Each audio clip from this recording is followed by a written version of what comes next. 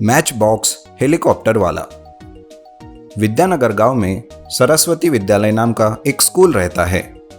वो स्कूल गांव के बाहर रहता है। उस स्कूल में छोटू और मोटू नाम के दो विद्यार्थी पढ़ते हैं। स्कूल में कुछ ही दिनों में इनोवेशन प्रोजेक्ट एग्जीबिशन रहता है। उन दोनों को उस एग्जीबिशन में पार्टिसिपेट करना रहता है, जिसके लिए वो यादव सर के पास जाते हैं। छोटू कहता है, सर इस इनोवेशन प्रोजेक्ट एग्जीबिशन में हमें भी पार्टिसिपेट करना है। क्या कहा बे, एग्जीबिशन और तुम? पढ़ाई तो होती नहीं तुमसे और इनोवेशन प्रोजेक्ट एग्जीबिशन में हिस्सा लोगे? पेपर में तो बड़का बड़का अंडा लाते हो।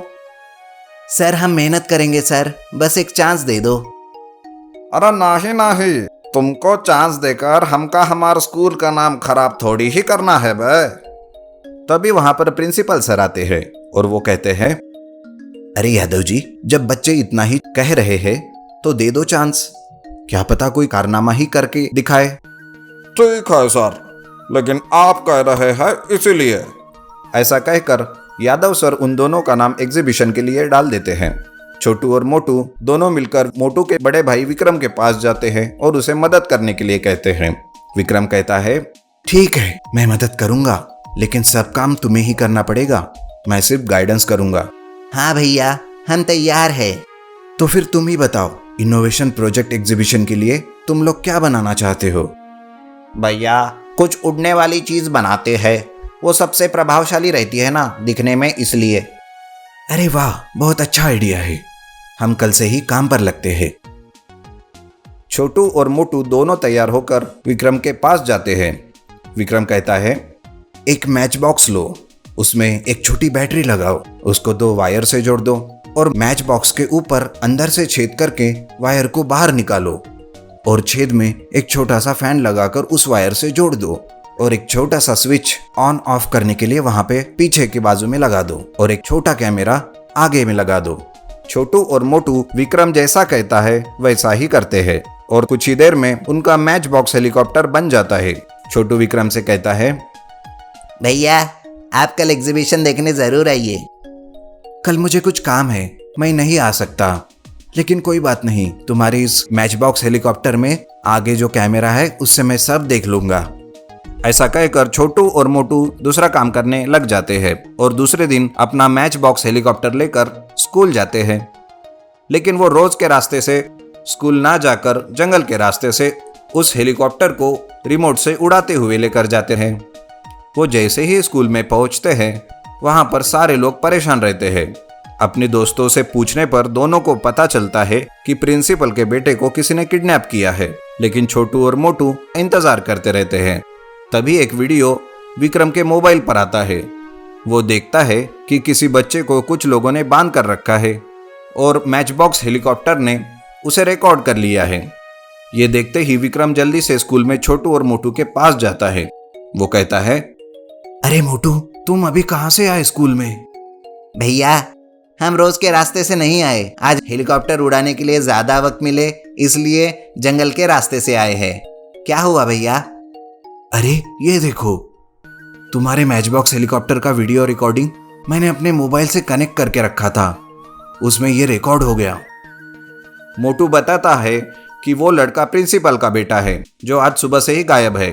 विक्रम जल्दी से ये बात प्रिंसिपल को बताता है और सारे लोग मिलकर जंगल में जाते हैं और मैच बॉक्स हेलीकॉप्टर की मदद से उन लोगों को पकड़ लेते हैं।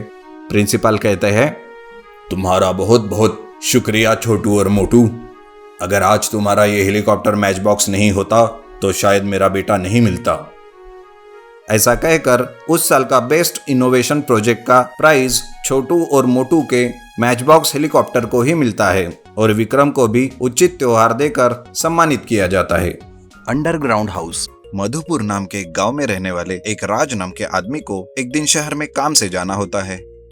शहर के रास्ते में जंगल होता है, इसलिए वो सवेरे सवेरे ही अपनी बाइक से निकलता है। जंगल से जाते जाते उसे भूख लगती है तो वो एक पेड़ के नीचे रुकता है और अपने साथ लाया हुआ लंच बॉक्स को खोलता है। वो खाना खाने ही वाला होता है कि तभी उसे कुछ लोगों के बात करने की आवाजें सुनाई देती है। वो उस आवाज की तरफ चुपके से जाता है और देखता है कि दो बदमाश लुटेरे एक झाड़ी में ढेर सारा रुपया छुपा रहे थे राज उन्हें चुपके से देखता ही रहता है और जैसे ही वो लोग वहां से चले जाते हैं, राज सारा रुपया निकालकर वापस अपने घर आता है और रुपया गिनने लगता है। अरे बाप रे, ये तो 10 करोड़ रुपया है। इतना रुपया तो मैंने अपने सपने में भी कभी नहीं देखा। इसे अच्छी तरह से रखना पड़ेगा, वरना लुटेरों को पता चल गया तो वो मुझे मारकर ही दम लेंगे। लेकिन इन रुपयों को कहां और कैसे छुपाऊं? राज घर के बाहर जाकर बैठता है और सोचता ही रहता है कि तभी अचानक उसे एक चूहा दिखता है। वो चूहा बिल में अंदर बाहर करता रहता है। उसे देखकर राज को एक आइडिया आता है। हाँ, यस, ये ठीक रहेगा। मैं एक अंडरग्राउंड हाउस बनाऊंगा और सारा रुपया उसमें ही रखूंगा। राज ठीक वैसे ही करता है। वो अपने घर के अंदर जाकर बेडरूम में खुदाई करता है और कुछ ही दिनों में अंडरग्राउंड हाउस तैयार कर लेता है और सारा रुपया उस अंडरग्राउंड हाउस में रखता है। लेकिन उधर कुछ ही दिनों में वो लुटेरे वापस जंगल आते हैं और उन्होंने जहां वो रुपया छुपाया है वही ढूंढने लगते हैं। उनका सरदार कहता है, अरे रुपया कहाँ गया? यही तो रखा था, फिर कैसे गायब हुआ? सरदार, मुझे लगता है कोई हमारे पीछे आकर सारा रुपया लेकर गया है।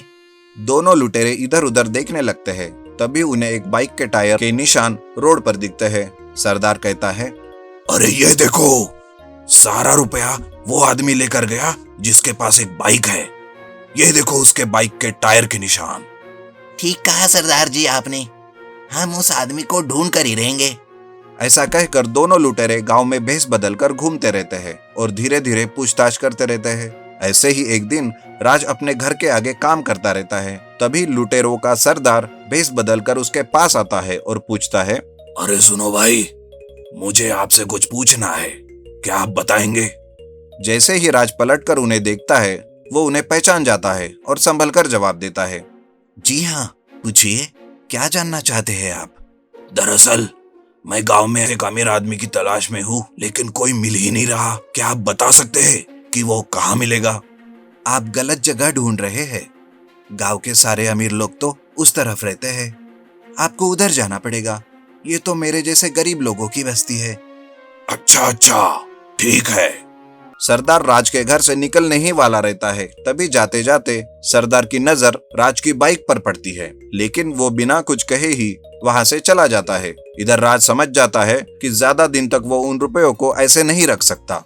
फिर वो एक प्लान करता है और अपने अंडरग्राउंड हाउस में रोज की चीजें जैसे ग्लास, बर्तन, प्लेट्स, किचन का सामान सोने और चांदी का बनवा लेता है और कुछ रुपयों के हीरे के जेवर बनाकर उनको घर के झुंबर में लगा कर रखता है। इस तरह से वो सारा रुपया अंडरग्राउंड हाउस में अलग अलग चीजों में सजा कर रखता है। कुछ ही दिनों के बाद वो लुटेरे राज के घर आते हैं और उसे बंदी बनाते हैं। अरे आपने मुझे क्यों बंदी बनाया? मैंने क्या किया? कुछ दिन पहले किसी ने हमारे लूटे हुए रुपयों को चुराया है और वो तुम ही हो। अरे नहीं, आपको गलतफहमी हुई है। मैं तो ठहरा गरीब आदमी, मेरे पास कहां से आएंगे इतने रुपये? आप चाहे तो मेरे घर की तलाशी ले लीजिए। ऐसा बोलकर सरदार का आदमी राज के घर की तलाशी लेता है। तभी सरदार बेडरूम से एक अंडरग्राउंड जाने का रास्ता खोजता है। सरदार पूछता है, अच्छा, अंडरग्राउंड हाउस, तो इसमें छुपा कर रखा है सारा रुपया। सरदार और उसका आदमी राज को अंडरग्राउंड हाउस लेकर जाते हैं, लेकिन वहां जाकर वो देखते हैं कि वहां पर कुछ ग्लास, बर्तन, किचन का सामान और बस एक झूमर है। ये देखकर राज कहता है, अरे सरदार जी, ये अंडरग्राउंड हाउस तो मैंने गर्मी से बचने के लिए बनाया है। आप ही देखिए, यहाँ कुछ सामानों के सिवा कुछ भी नहीं है। सरदार का दूसरा आदमी कहता है, सरदार, ये ठीक कह रहा है, हमने गलत आदमी को पकड़ा है। ऐसा कहकर राज को दोनों लुटेरे छोड़कर वहां से चले जाते हैं और राज शांति से ऊपर गरीब बनकर नीचे अंडरग्राउंड हाउस में सोने, चांदी और हीरो के सामानों के बीच अपना जीवन व्यतीत करता है।